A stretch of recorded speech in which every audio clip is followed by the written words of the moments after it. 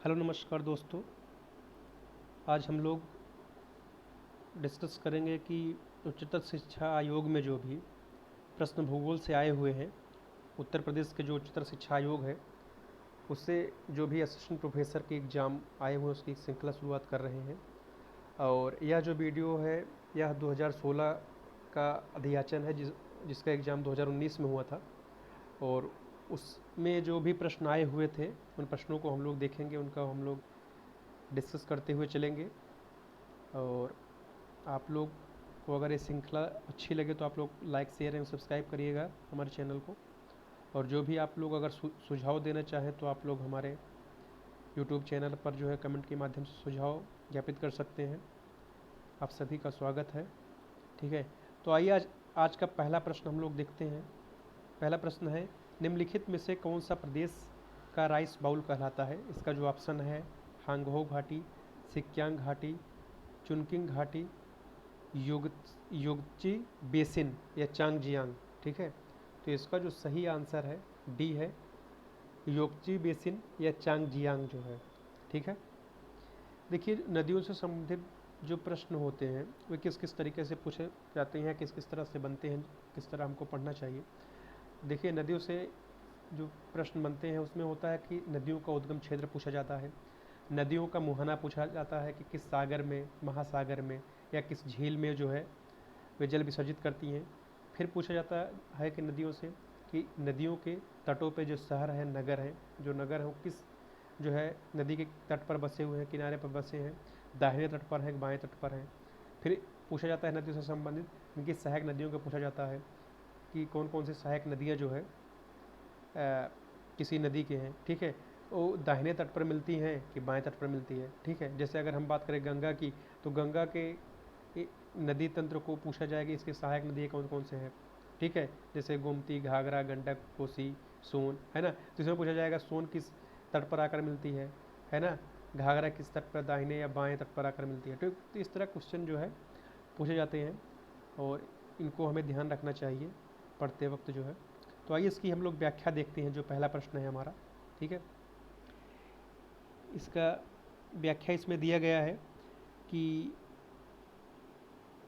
योगची basin, एक तो चीन की शब्दावली ऐसी है कि इसका पढ़ना भी जो है, तो योगची बेसिन चीन की सबसे लंबी नदी है जो सिक्यांग पहाड़ी से निकलती है। कहाँ से? सिक्यांग पहाड़ी से निकलती है और दक्षिण पश्चिम उत्तर पूर्व की दिशा की ओर बहते हुए पूर्वी चीन सागर में या लाल सागर में अपना जल गिराती है। ठीक है, तो इसका उद्गम क्या है? सिक्यांग की पहाड़ी क्षेत्र से निकल कर यह पूर्वी चीन या लाल सागर में जो है जल गिराती है, जहाँ धरातल अत्यंत कटा एवं कुछ असमतल है। यहाँ चुंगक्यांग, मिलक्यांग, कयालुंगक्यांग तथा सुइनिंग आदि सहायक नदियाँ मिलती हैं। ठीक है, जिसके कारण यह उपजाऊ घाटियों का निर्माण करती है। ठीक है, इसे चांगजियांग या यांगजी या यांगसे भी कहते हैं। यह विश्व की तीसरी सबसे लंबी नदी है जिसकी लंबाई लगभग 6300 किलोमीटर देखने को मिलती है। ठीक है, और व्याख्या में और आगे क्या दिया गया है? यांगसी घाटी के विभिन्न भागों में धान, गेहूँ, जौ, कपास, चाय, मक्का, ज्वार, बाजरा, तिलहन, विभिन्न प्रकार के जो है फल उपजाए जाते हैं। यहाँ रेशम का भी उत्पादन देखने को मिलता है। ठीक है, डेल्टा क्षेत्रों होने के कारण यहाँ धान का उत्पादन अधिक होता है, जिस कारण इसे चीन का राइस बाउल भी कहते हैं। ठीक है, हांगहो घाटी या हांगहो, जिसे हम लोग पीली नदी के नाम से भी जाते हैं, हांगहो नदी को जो है चीन का शोक भी कहा जाता है और इसे ही पीली नदी भी कहा जाता है। और यह चीन की दूसरे नंबर की सबसे बड़ी नदी है। ठीक है, जो विश्व में 7वें स्थान पर है। और सिक्यांग चीन का एक स्वायत्त शासित क्षेत्र है। यह रेगिस्तानी एवं शुष्क इलाकों, जिसके कारण इसकी आबादी बहुत कम है।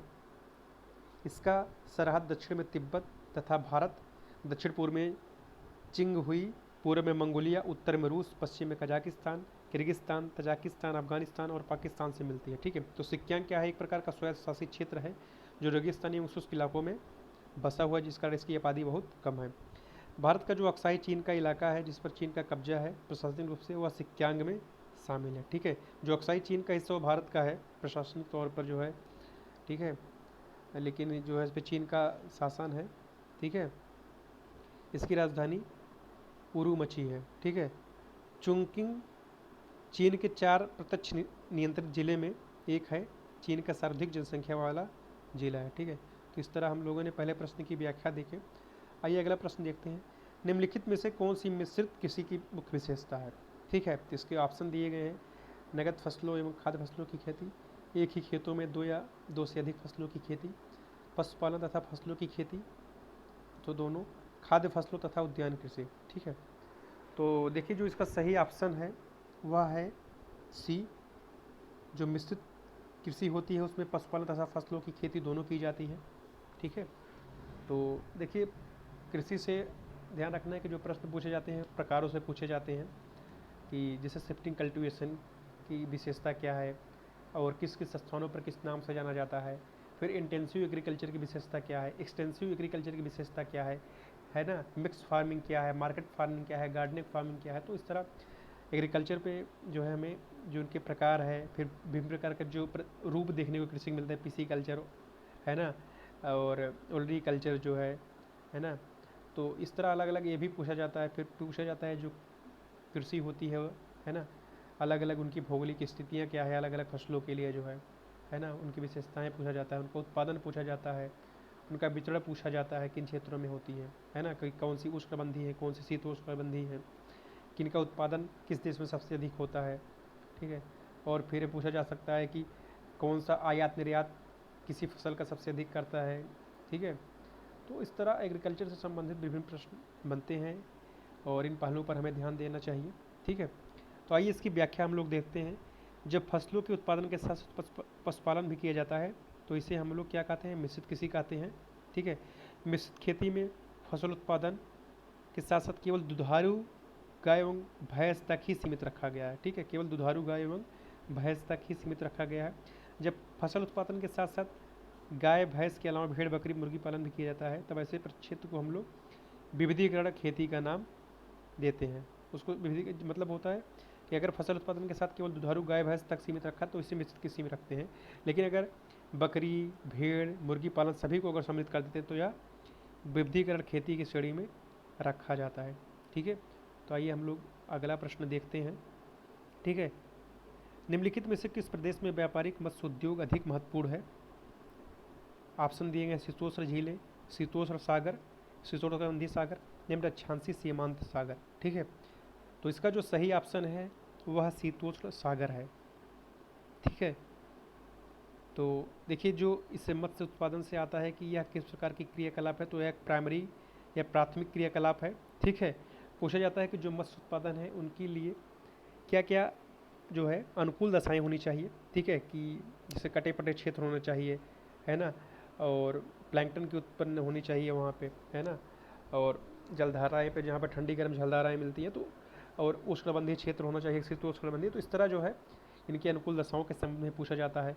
और विभिन्न प्रकार के जो बैंक है, डागर बैंक, ग्रांट बैंक, पियरी बैंक, जॉर्ज बैंक, तो ये सब कहाँ कहाँ पे है इसके संबंध में पूछा जाता है। फिर मत्स्य के उत्पादन में सबसे अधिक देखिए जो मत्स्य उत्पादन है एक होता है सागरी भागों में, एक होता है मतलब कि स्वच्छ जलों में देखने को मिलता है, नदी झीलों में, और कुछ जो है खारे जलों में उत्पादन देखने को मिलता है। ठीक है, और तो इस तरह मत्स्य उत्पादन से भी बहुत सारे प्रश्न बनते हैं, हमें इन पर ध्यान देना चाहिए।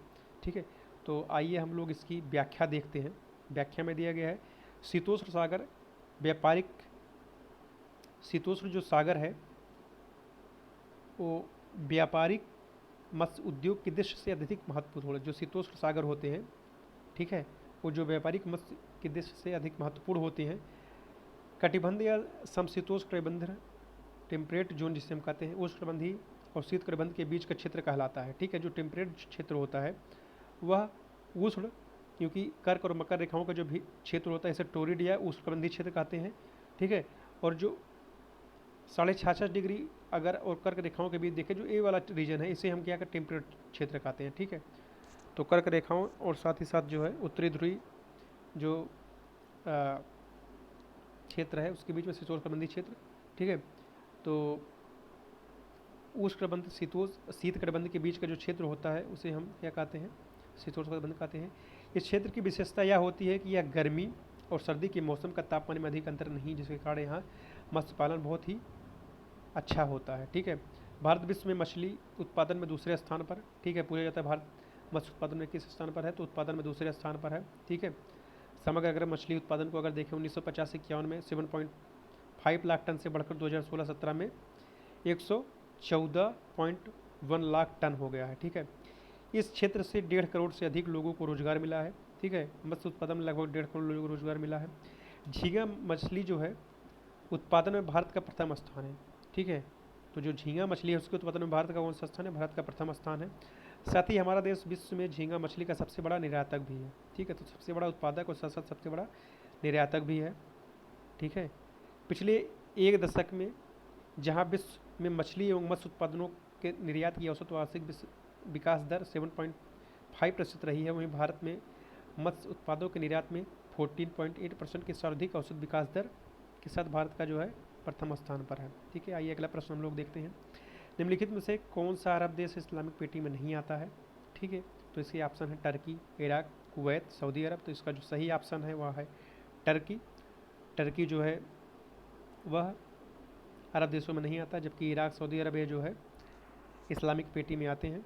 ठीक है, अरब देश वह देश है जहाँ अरबी भाषा बोली जाती है। ठीक है, तो यह पश्चिमी एशियाई देशों का एक जो है समूह है। अरब देश जो है, इन देशों को जो है इस्लामिक पेटी के अंदर सम्मिलित किया जाता है, जो अरब देश हैं। ठीक है, इसके अंतर्गत सऊदी अरब है, मिस्र है, संयुक्त अरब अमीरात है, कतर है, इराक है, कुवैत है, अल्जीरिया है, मोरक्को है। ये सभी क्या है, इस्लामिक जो है पेटी में रखे जाते हैं। ठीक है, तो इसमें दिए गए जो टर्की है वह अरबी इस्लामिक पेटी में नहीं आता है। तुर्की यूरेशिया में स्थित है। तुर्की एक ऐसा देश है जिसे ट्रांसकॉन्टिनेंटल भी कहते हैं, क्योंकि यह यूरोप एशिया दोनों में फैला हुआ है। इसकी राजधानी अंकारा है। इसकी जो राजभाषा है तुर्की है। ठीक है, ये दुनिया एक मुस्लिम बहुमत वाला देश है। ठीक है, जो धर्मनिरपेक्ष है। यह एक लोकतांत्रिक गणराज्य है। ठीक है, जो है तुर्की में एक धर्मनिरपेक्ष देश है, साथ साथ यहाँ पे क्या है, लोकतांत्रिक गणराज्य देखने को मिलता है। यह देश एशिया यूरोप दोनों में फैला हुआ है। तुर्की में एशियाई हिस्से को हम लोग अनातोलिया और यूरोप में जो हिस्सा विकसित उसे हम थ्रेस के नाम से जानते हैं। ठीक है, तो इस तरह हम यूरोपीय टर्की या यूरोसी एशिया टर्की कहते हैं। ठीक है, तो आइए हम लोग अगला प्रश्न देखते हैं। उच्चतर शिक्षा आयोग का जो प्रश्न पूछा गया है। ठीक है, इसमें प्रश्न है कि निम्नलिखित में से कौन सा से सीमा के निर्धारण का आधार नहीं है। तो इसके ऑप्शन है प्राकृतिक आधार, ज्यामितीय आधार, सांस्कृतिक आधार और उपयुक्त सभी। ठीक है, तो इसको जो सही ऑप्शन है सभी। प्राकृतिक आधार पर भी सीमाओं का निर्धारण किया जाता है, सांस्कृतिक आधार पर भी, ज्यामितीय आधार पर। ठीक है, तो सीमा से भी बहुत सारे प्रश्न आते हैं कि सीमा का निर्धारण किन आधारों पर किया जाता है। ठीक है, और पूछा जाता है सीमा जो बाउंड्री है और फ्रंटियर है, इसमें डिफरेंस क्या होता है। फिर पूछा जाता है कि अनुमानसिक सीमाओं का निर्धारण कौन किया, जनांकी सीमाओं का निर्धारण कौन किया। ठीक है, और भारत और पाकिस्तान के बीच में किस प्रकार का सीमा का निर्धारण किया गया है। ठीक है, तो अलग अलग देशों में जो सीमाएं हैं। ठीक है, पूरा डूरंड रेखा किसके बीच सीमा बनाती है ना, रेड क्लिफ सीमा किसके बनाती। तो इस तरह सीमाओं से संबंधित बहुत सारे प्रश्न आते हैं, इस पर हमें ध्यान देने की ज़रूरत है। तो आइए हम लोग इसकी व्याख्या देख लेते हैं। ठीक है, व्याख्या में है कि किसी भौगोलिक वस्तु जैसे देश, प्रदेश, जिला आदि की सीमा से आशय उस घेरे से है जिसके बाहर दूसरी भौगोलिक इकाई आरंभ हो जाती है। किसी भी भौगोलिक सीमाओं का निर्धारण जातीय आधार पर, प्राकृतिक आधार पर, सांस्कृतिक आधार पर, ज्यामितीय आधार पर या मातृभाषा के आधार पर की जाती है। ठीक है, तो आइए हम लोग अगला प्रश्न देखते हैं। किसने राज्य का जैव सिद्धांत प्रतिपादित किया। ठीक है, इसका जो ऑप्शन है, इसका जो ऑप्शन दिया गया है हम्बोल्ट, अरिस्टोफेन, रटजेल और रिटर। इसका जो सही ऑप्शन है रटजेल है। तो रटजेल के संबंध में भी, रटजेल के जैसे पुस्तक के बारे में पूछा जाता है कि रटजेल ने कौन कौन से पुस्तक लिखा। तो इनका जो पुस्तक जो महत्वपूर्ण है वह है, एक है राजनीतिक भूगोल के समय पॉलिटिक्स जियोग्राफी। फिर इन्होंने एंथ्रोपोजियोग्राफी नामक पुस्तक लिखा है रटजेल ने। और रटजेल ने ही लेबेजेरफ शब्द का प्रयोग किया है अपने पॉलिटिक्स जियोग्राफी में, जिसे हम लिविंग स्पेस के नाम से जानते हैं। और रटजेल को ही जो है हम मानव भूगोल और एवं राजनीतिक भूगोल का पिता भी मानते हैं। ठीक है, तो इस तरह रटजेल के संबंध में बहुत सारे प्रश्न बनते हैं। हम्बोल्ट की पुस्तक के बारे में पूछा जाता है। ठीक है, कि हम्बोल्ट के बारे में, हम्बोल्ट कौन कौन से पुस्तक लिखे जो है। तो इनका जो महत्वपूर्ण जो पुस्तक है, जो सबसे विख्यात है, कॉस्मॉस है। ठीक है। तो और रिटर के जो है प्रश्न पूछा जाता है, रिटर की पुस्तक क्या क्या नाम है, तो अर्धकुंडे है जो प्रादेशिक भूगोल से संबंधित है, ठीक है। और हमबोल्ट का जो कॉस्मॉस है वह दो भागों में विभक्त, दो वर्गीकरण है इसका, एक यूरोनोग्राफी एक ज्योग्राफी है। तो पूछा जाता है यूरोनोग्राफी किससे संबंधित है, तो खगोलीय पिंडों के अध्ययन से संबंधित है, जबकि जो ज्योग्राफी है वह स्थलीय जो भी विशेषताएं हैं असल खंडों की उनसे संबंधित है, ठीक है। तो इस तरह बहुत सारे जो प्रश्न हैं वो थॉट से आते हैं, बुक के संबंध में, उनके योगदान के संबंध में प्रश्न पूछे जाते हैं, ठीक है। और उनके इंट्रोडक्शन की जन्म और बहुत सारे प्रश्न पूछे जाते हैं। तो आइए इन सबको हमें ध्यान देना चाहिए। तो आइए हम लोग व्याख्या देखते हैं इसकी क्या है, ठीक है। जर्मन भूगोल शास्त्री पूछा जाता है कि ये भूगोल शास्त्री जो है पूछ लेगा हमबोल्ट कहाँ के हैं, रैडजल कहाँ के हैं, हेडर कहाँ के हैं, अरिस्टोफेन। तो ये सभी जो हैं जर्मनी भूगोल शास्त्री हैं, ठीक है। फ्रेडरिक रैडजल ने राज्यों का जैव सिद्धांत प्रस्तुत किया, ठीक है। उन्होंने राज्यों को जैविक इकाई माना था और उनके कार्बनिक ये जैविक सिद्धांत के अनुसार राज्य की प्रकृति एक जैविक जीव या एक जीवित प्राणी की तरह है, यह कि राज्य और व्यक्तियों के बीच का संबंध एक जीव और उसके सेल के बीच के संबंध के समान है। इन्होंने ऑर्गेनिक थ्योरी ऑफ स्टेट निश्चित रूप से एक जैविक अवधारणा है जो जैविक आधार में राज्यों की घटनाओं का वर्णन करता है। जैविक सिद्धांत के अनुसार राज्य केवल व्यक्तियों का एक एकत्रीकरण नहीं है, बल्कि एक ऐसा जीव है जिसकी अंग एक दूसरे से संबंधित हैं, जैसे कि किसी जानवर पौधे के विभिन्न अंग एक दूसरे से संबंधित हैं, ठीक है। तो इस तरह इन्होंने अपने ऑर्गेनिक थ्योरी में जो है बताया कि राज्य एक जीव की बात होता है, ठीक है। तो इस तरह इन्होंने जो है रैडजल ने बताया है। प्लेटो के बारे में हम लोग देख लेते हैं। प्लेटो ने राज्यों की तुलना ए और मनुष्य की ए से की है। यह एक व्यक्तिगत अवधारणा है। उन्होंने शासकों, योद्धाओं और श्रमिक वर्गों की तुलना क्रमशः ज्ञान, साहस और व्यक्ति की भूख से की है, ठीक है। सिसरो एक रोमन दार्शनिक थे। तो पूछा जाता है सिसरो कौन से थे, एक रोमन दार्शनिक थे। इस सिद्धांत को पुष्ट करता है कि उन्होंने राज्य के मुखिया की तुलना उन आत्मा से की जो शरीर पर शासन करती है। अरस्तु ने राज्य की समरूपता और शरीर की समरूपता के बीच तुलना की और माना कि व्यक्ति समाज एवं राज्य का एक हिस्सा है। हाब्स ने राज्य की एक विशाल काल्पनिक राक्षस से की है जिसे लेविथान कहा जाता है, जो कि बहुत ताकत और कद का एक कृत्रिम आदमी है। उनके अनुसार राज्य भी मानव रोगों से पीड़ित हो सकता है, ठीक है। हमबोल्ट को जो है देखिए व्याख्या में दिया गया है कि जबकि हमबोल्ट का पूरा नाम अलेक्जेंडर वान हमबोल्ट है, इनकी जो पुस्तक है वो कॉस्मॉस है, ठीक है। इनकी जो पुस्तक है वो कॉस्मॉस दी गई है और इन्होंने संरचनात्मक विचारों के साथ साथ ज्ञान की विभिन्न शाखाओं में सामंजस्य और एकता लाने का प्रयास किया। इस कार्य में उन्होंने ब्रह्मांड को एक एकीकृत इकाई माना। अनेकता में एकता पूछा जाता है कि सिद्धांत का जो है प्रोधा कौन है, तो हमबोल्ट है, ठीक है। यूनिटी इन डाइवर्सिटी, ठीक है। अरिस्टोफेन का पूरा नाम फर्डिनेंड वान अरिस्टोफेन है, जो जर्मनी के भूगोलवेत्ता थे। इन्होंने चीन में भूविज्ञानी के रूप में जो है गए थे और एक भूगोलवेत्ता बनकर लौटे, ठीक है। तो इन्होंने चीन के भौगोलिक क्षेत्रों का अध्ययन किया।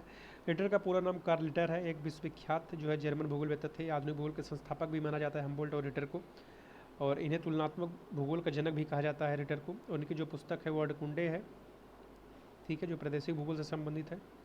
तो आइए हम लोग अगला प्रश्न देखते हैं।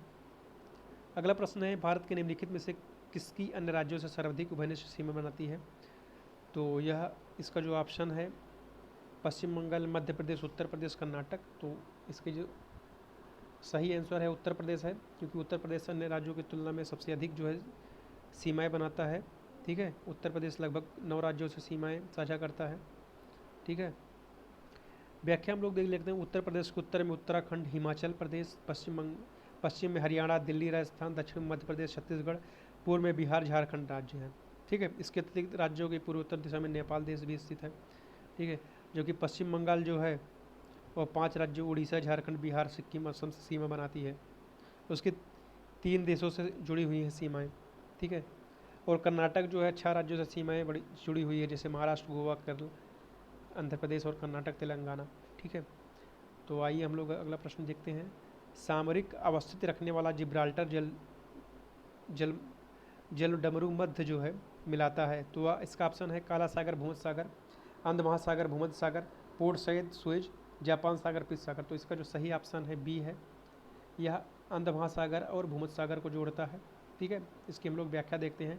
सामरिक अवस्थिति रखने वाला जिब्राल्टर या जलडमरू मध्य, जिसे स्टेट ऑफ जिब्राल्टर कहते हैं, यह पूर्व में भूमध्य सागर तथा पश्चिम अटलांटिक या अंध महासागर को जोड़ती है। ठीक है, इसके उत्तर में स्पेन और जिब्राल्टर क्षेत्र हैं और दक्षिण में उत्तरी अफ्रीका का मोरक्को। ठीक है, तो जो जिब्राल्टर है वह अफ्रीका और एशिया यूरोप को अलग करता है या स्पेन और मोरक्को से सीमाएं बनाता है। ठीक है, अफ्रीका का मोरक्को और यूरोप की स्पेन से। ठीक है, सबसे करीबी बिंदु यूरोप और अफ्रीका के महाद्वीपों से केवल 14 किलोमीटर का अंतर देखने को मिलता है जिब्राल्टर जल संधि के बीच।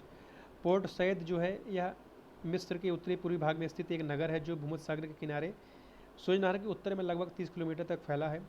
पोर्ट सैद को 1859 में सुएज नहर के निर्माण के समय बसाया गया था। ठीक है, पूर्वी सागर या जापान सागर तथा पीस सागर जिसे हम येलो सागर के कहते हैं उत्तरी कोरिया दक्षिणी कोरिया बसा है। ठीक है, अगला प्रश्न देखते हैं, महासागरीय शक्ति पर आधारित भू राजनीतिक संकल्पना किसने प्रस्तावित की? तो इसका जो ऑप्शन है कार्ल हासोफर, एल्फ्रेड थेयर महान, कार्ल रिटर, हाफोर्ड मैकिंडर। ठीक है, हाफोर्ड मैकिंडर। तो इसका जो सही ऑप्शन है वो है एटी महान। एल्फ्रेड थेयर महान को एटी महान भी कहा जाता है। उन्होंने महासागरीय शक्ति पर आधारित भू राजनीतिक संकल्पना प्रस्तुत की। ठीक है, मैकिंडर ने हार्टलैंड थ्योरी प्रस्तुत किया था जो है, और सबसे पहले इन्होंने पायोट एरिया का नाम दिया था जो है अपने सिद्धांत में। इन्होंने 1904 में जो है अपनी पुस्तक द जियोग्राफिकल पायोट ऑफ हिस्ट्री में जो है पायोट एरिया शब्द का प्रयोग किया था, जो बताया कि जो अस्थल खंड जो है ये आने वाले समय में ये महत्वपूर्ण भूमिका अदा करेंगे किसी भी राज्य की जो शक्तिशाली होने में। ठीक है, तो इसी के बीच जो है इन्हीं के समय से जो है स्थल खंड का और समुद्र के बीच का विवाद शुरू हुआ, जिसे जो है बाद में स्पाइकमैन ड्रीमलैंड थ्योरी के माध्यम से इनकी आलोचनाएं प्रस्तुत किया, जो बताया कि जो इन्होंने बताया पायोटोरिया जो अधिक खनिज संपन्न और उर्वर मृदा क्षेत्र है और जो चारों तरफ से समुद्रों से सुरक्षा प्रदान करता है, लेकिन बाद में इसकी आलोचनाएं बढ़ गई। ठीक है, तो इस तरह पॉलिटिकल ज्योग्राफी से भी बहुत सारे प्रश्न आते हैं जो हमें देखने को मिलता है, बहुत सारे प्रश्न रिपीट भी होते हैं। ठीक है, तो ये आज का हम लोग अंतिम प्रश्न 10वां देखेंगे, उसके बाद अगले वीडियो हम लोग देखेंगे। तो स्लेज क्या है? ऑप्शन दिए गए हैं, एस्किमो के बिना पहिए वाला गाड़ी, टुंड्रा प्रदेश में प्रयोग की जाने वाली लकड़ी की बनी नाव, एस्किमो के मछली शिकार का औजार और रूसी टुंड्रा का एक पशु। तो इसका जो सही ऑप्शन है वह है एस्किमो की बनी बिना पहिए वाली गाड़ी। ठीक है, तो स्लेज क्या है? यह एस्किमो एक प्रकार की जनजाति है जो कहाँ पे है? यह ध्रुवीय क्षेत्रों में है और जो बिना पहिए वाली गाड़ी का प्रयोग करते हैं उन्हें स्लेज कहते हैं। ठीक है, तो एक प्रकार की नाव भी प्रयोग करते हैं जिसे कयाक के नाम से जानते हैं। ठीक है, तो आइए इसकी हम लोग व्याख्या देख लेते हैं। स्लेज एक प्रकार का शाब्दिक अर्थ है जो बेपहिया गाड़ी को हम लोग कहते हैं। ठीक है, जो एस्किमो के द्वारा प्रयोग किया जाता है। ठीक है, तो आज हम लोगों ने 10 प्रश्नों को देखा, इसका विश्लेषण किया और कैसे कैसे प्रश्न बन सकते हैं, कैसे कैसे हमको पढ़ना चाहिए, क्या हमारा दृष्टिकोण, क्या अप्रोच होना चाहिए पढ़ने का। ठीक है, तो अगर ये श्रृंखला अगर आपको अच्छी लग रही हो तो आप लोग कृपया लाइक करें, सब्सक्राइब करें और कमेंट करें, जो भी आप सुझाव देना चाहें दें, और जितना अधिक से अधिक हो सके इसको शेयर करें जिससे और लोगों तक पहुंच सके। ठीक है, तो बहुत बहुत धन्यवाद आप सभी का। आप लोग इसी तरह जुड़े रहें, आप सबका प्यार मोहब्बत मिलता रहे, जिससे हमारा जो मोटिवेशन है हौसला बना रहे। धन्यवाद।